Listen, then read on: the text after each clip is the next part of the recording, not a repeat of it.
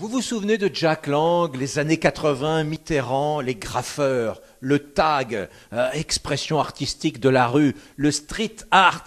Jack Lang, c'est fini tout ça, c'est terminé. Le tag est peut-être une expression artistique, mais quand les tags sont réalisés sur un espace dédié à cet effet, n'est-ce pas, un espace municipal réservé aux taggeurs, quand on tague les bâtiments publics, on les massacre, on empiète sur l'espace public, on dégrade, on défigure et on amène la laideur. Et ce qui est terrible, monsieur Jack Lang, vous qui avez fait la promotion il y a des décennies du street art, ce qui est terrible, c'est que cette laideur, elle reste. Quand on se promène sur Internet, on voit des artistes de rue magnifiques, mais malheureusement, ils ne sont pas en France.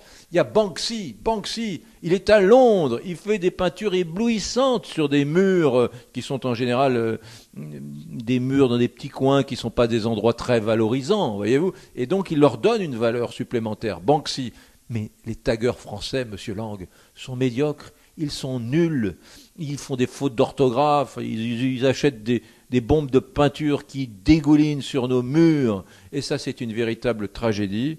Il faut tout simplement que cette sale habitude cesse. Il faut que de Nice à Lille et de Brest à Mulhouse, ces taggeurs changent d'activité, je sais pas, envoient des CV à Pôle emploi, mais cessent d'enlaidir nos vies. Je pense que pour tous les artistes, être artiste, c'est toujours un plan B. C'est-à-dire, devenir artiste, c'est toujours ne pas avoir pu faire ce qu'on pensait faire quand on était petit. Avocat, par exemple, ou